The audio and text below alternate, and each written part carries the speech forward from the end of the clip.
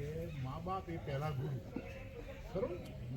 તો એટલે મારી એવી ઈચ્છા છે કે માની ભૂમિકામાં તો આપ એવા સરસ રહો કે અમને ખૂબ સંસ્કાર મળે. તમે કીધું એ વાત સાચી છે, અમે નથી બોલી શકતા કોઈ વાતમાં સમજણું છીએ, એ અમારી સમજણને વધારો. એ કોણ મા તરીકે તમારું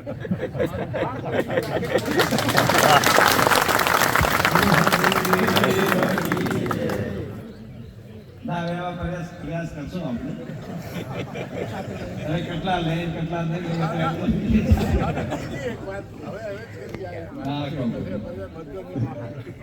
બીજી એક વાત એવી, આ 32 જગ્યા 300 વર્ષ જૂની જગ્યાએ આજકાલની તો 32 જગ્યામાં 32 સમાજ 32 ગોમનું સન્માન જળવાય. અને રવિ ધામ જે છે એને ધામ બનાવવાનો સાચા અર્થમાં હોય તો રવિ સેવા જે પહેલાં ડુગલા કરતા ને એવી સેવા કરી એમની એ મોલ વચ્ચે આખો બદલી જવાય. અને જો એ ધણિયાપો કરશે તો ઘટશે.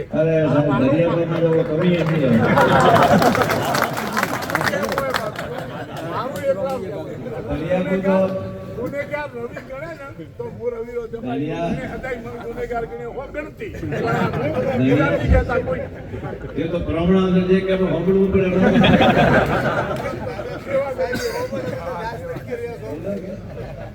અને ધનિયા બાબા તો કોઈ કમી નહીં હે. મેં શરીર કેમ કાર્ય મારો જીવ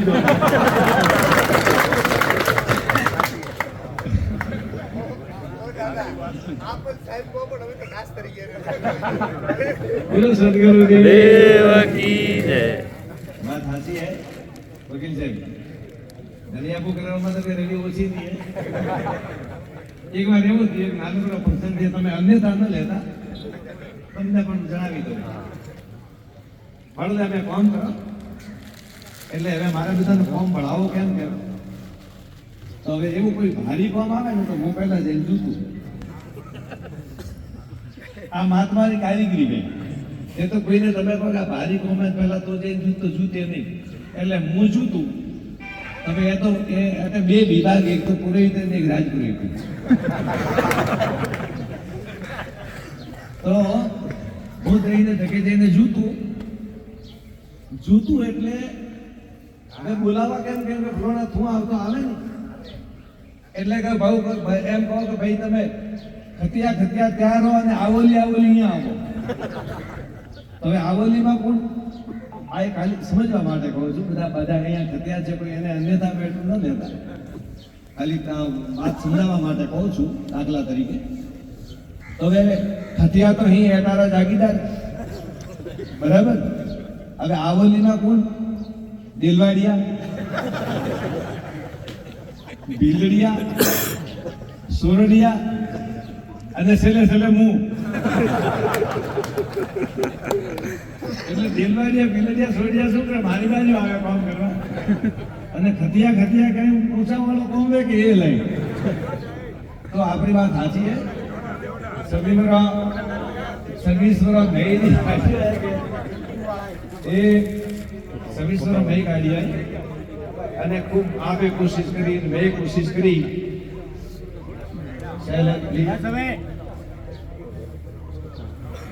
હવે તો બંધ થાય ઇજ્જતો સંભાળે.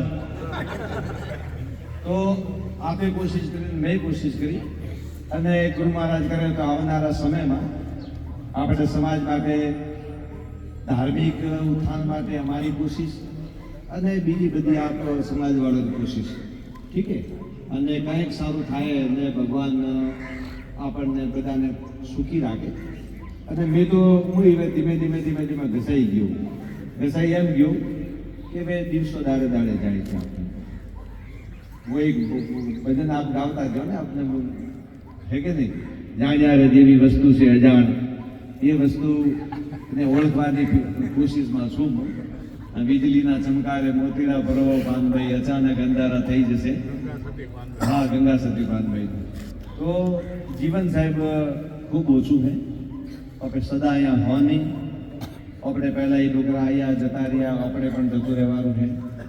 અને આપણે કાયમ રહેવાના પણ નથી. ઘણી વાર હું જોઉં આ ગુરુ મહારાજની સમાધિ જોઉં ત્યારે મને લાગે કે આ પણ આ ક્યારેક આ પૃથ્વી પર હયાત હતા, આપણા વડીલો પણ હતા. અને જેને ધર્મમાં પ્રવેશ કરવો હોય કે આત્મિક જ્ઞાનમાં મેળવવું હોય કે ધ્યાન તરફ આગળ વધવું હોય તો એ હે અમારી જવાબદારી, અમારામાં આવે એમને ધર્મનો રસ્તો બતાવવાનો, હે માની ભૂમિકામાં. અને માને મા વાત્સલ્ય ભાવ રાખે.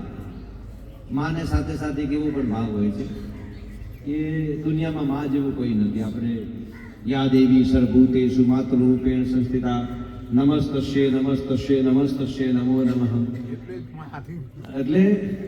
એટલે આપણે માનો ભાવ આપણે રાખીએ અને બધાનું કલ્યાણ થાય. ગમરાજી હોબળો કે અને રમેશભાઈ, અને માનવી એક જવાબદારી પણ હોય કે દીકરાના પ્રત્યે એને ક્યારેક ગુરુ માને નથી હોતું. એક માની વાત કરીને નાનકો દાખલો યાદ આવે. મગરમચ્છ પણ હોય ને, દુનિયામાં સૌથી ખતરનાકમાં ખતરનાક જાનવર હોય મગરમચ્છ. દુનિયામાં એકબીજા પ્રાણીના બધા સહાર કરે પણ પોતાના સંતાનનો કોઈ સહાર નથી કરતો. મગરમચ્છ પણ હોય ને બીજાને ખાય. તમે જો ડિસ્કવરી ટીવીમાં જો બધાને ખાતો હોય પણ પોતાના મોઢામાં જે બચ્ચો હોય ને ફટકતો એને પકડીને પાણીમાં જતું રહે, એને ખતરો લાગે. એ મોઢામાં રાખે છે પણ એનું ભક્ષણ નથી કરતો. એક જગ્યા ઉપર એક કબૂતર નીકળ્યું અને માને માથામાં કવાડીઓ માર્યો. માના માથામાં કવાડીઓ માર્યો. આ માની જે વાત કરી તો માના માથામાં કવાડીઓ માર્યો એટલે માને ઘા પડ્યો. એટલે લોકો આજુબાજુ વાળા દવાખાને લઈ ગયા. એટલે લોકોને પૂછીને કોને માર્યું? તો કે એને દીકરાએ માર્યું.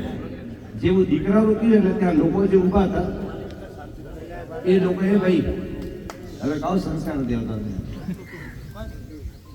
હવે આડા પાડે બધો સંસ્કાર દ્વારા એકીકર કરવા ગયો પણ હમલો સત્સંગ આ લીધી પછી તો પડીકો રાખના પડી સંસ્કારમાં જેવું પડે તો લઈ જાય સકે જાય ખોલે રોડ ઉપર. પછી જે ગમે ને એને અનુકૂળ આવે એ લઈ લે, બાકીના ફેંકી દે. મારે એકવાર એવું થયું, વચ્ચે વાત કરી દઉં. તલવાડ આશ્રમમાં કામ ચાલે. આ વાતને અનુકૂળ જ વાત છે. અહીં બહુ કિંમતી છે, મને ખબર છે. તો હું મને તે મજૂરો કામ કરે ને, છોકરીઓ કામ કરે એટલે મને ત્યાં બિચારા અમને ગરમીના દિવસે એટલે આઈસ્ક્રીમ ખવડાવું. આ ક્યારેક આવું થાય. આઈસ્ક્રીમનું ભીનમાલથી પેકેટ લીધું, બરાબર કાગળમાં બાજી કરીને સીધું ગાડી લઈને તલવાડ લઈ ગયો, જઈને સીધું ખોલી અને પેલા કાજુ કિસમિસના કપ ને બીજા એવા બધા આઈસ્ક્રીમના કપ મેં લીધા. એટલે છોકરીએ કદી આઈસ્ક્રીમ ખાધો નહીં. એટલે પેલી આમાં આગુ પાછું કર્યું એટલે 2-4 તો સમજી ભરી. પછી થોડી ગરમીમાં ઓગળી એટલે પેલા કાજુ અને બદામને જે અંદર હોય ને એ અંદર તરવા માંડ્યા. એટલે આમ બાળી અને પછી કે એ ભૂતકી, એટલે કે એ ફલાણકી, તારે ખાવો એટલે મારે તો નહીં ખાવો, તારે નહીં ખાવો કે તારે નહીં ખાવો એમ કરી અને કે એમને તો કે ફૂંકવાઈ ગઈ એમ કે ઢોળી દો કે. પણ આઈસ્ક્રીમમાં રેલો જતો દે કે અને મેં માથું પીટ્યું કે સત્યાનંદ આ કટે આઈસ્ક્રીમ લાવી હતી. તો પૂછ વાતો હેડે કે બહુ ધ્યાનપૂર્વક સમજણપૂર્વક સાંભળવી જોઈએ. અને પહેલી વાત તો એ યાદ રાખો કે વડીલ જ્યારે બેઠા હોય, આપણા આદરણીય બેઠા હોય, એમની સામે આપણો એક પ્રોટોકોલ હોય છે. તમને ખબર હશે આપણે ખુરશી ઉપર બેસીએ એનો પણ એક પ્રોટોકોલ હોય. હોસ્ટ અને ગેસ્ટ બંનેનો તમે ક્યારે ડિબેટમાં જોયું છે, બહારના જે આવે એમને હોસ્ટને કેવી રીતના બેસવાનું, ગેસ્ટને કેવી રીતના બેસવાનું. જેને જે હોસ્ટ એને 90 ડિગ્રી પર બેસવું પડે, સીધા. પછી તમે કોઈ મોટો માણસ બેઠો ને એની સામે નોબા પકડીને બેસો ને એની સામે પછી તમે ટોંગમાંથી ટોંગ ચડાવીને બેસો ને એ આપણા સંસ્કાર ત્યાં દેખાય છે. તો સાંભળો તમે. તો પેલા એ પાડીઓ માર્યો અને પાડીઓ મારીને માથું ફાડી નાખ્યું. માની ભૂમિકા શું હોય છે એટલે સીધું માર ફાડી નાખ્યો એટલે લોકો બાજુવાળા બોલવા માંડી, કાઢી દે કે આવો દીકરો, આવો તો કે મરી ગયો હતો કે સારું.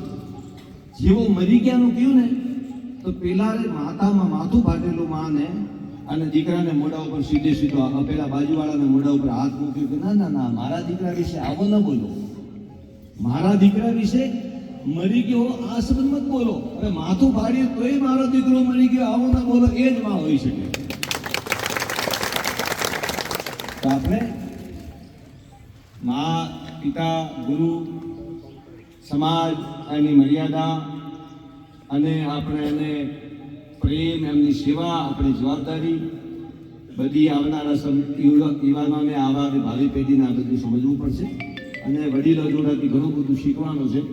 ધીરે ધીરે તમને બધું શીખવા મળશે અને સૌની મંગલ થાય, સૌનું સારું થાય.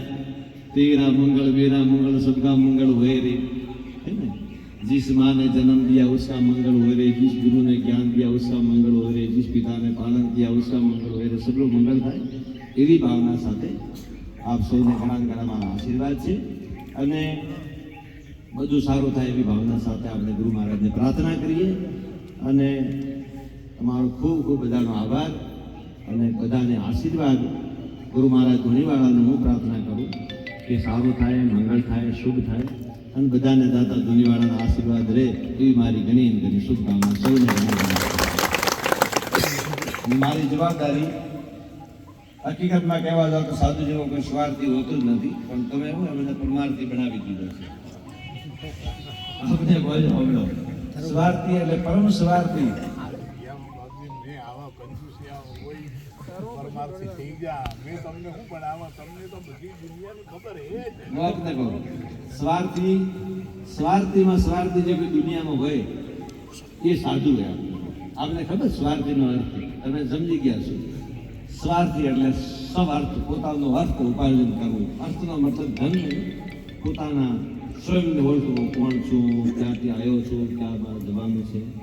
તો એ પરમ સ્વાર્થી હોય છે.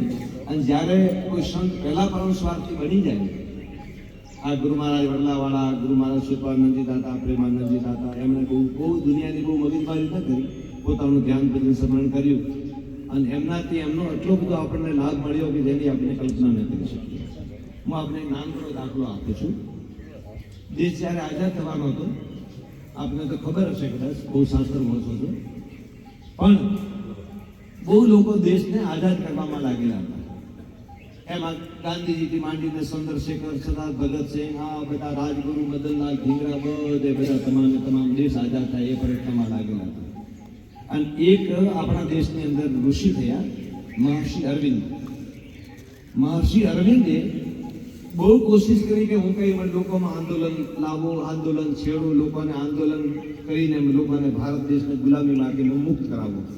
પણ જ્યારે અમને લાગ્યું કે આનાથી કામ નહીં ચાલે, ત્યારે પોતે પાંડિચેરીની ગુફામાં બેસીને, ત્યાં પાંડિચેરીમાં એમનો આશ્રમ છે, ત્યાં પાંડિચેરીની ગુફામાં બેસી અને ત્યાં ગાડી ધ્યાન દ્વારા એમના જીવન વિશે ક્યારે વાંચો, પહેલી પદ્ધતિ દ્વારા મનમાં બેસીને ધ્યાનની એક ધારણા, જેને ગતિ કહેવાય, યમ નિયમ આસન ધ્યાન ધારણા પ્રાણાયામ પ્રત્યાહાર અને સમાધિ, ધારણા કક્ષામાં જઈ અને એમને મનમાં ધારણા કરી કે તમે બધા ગુલામ છો, આઝાદ થવું છે, તમે બધા ગુલામ છો, આઝાદ થવું છે, તમે બધા ગુલામ છો, આઝાદ થવું છે.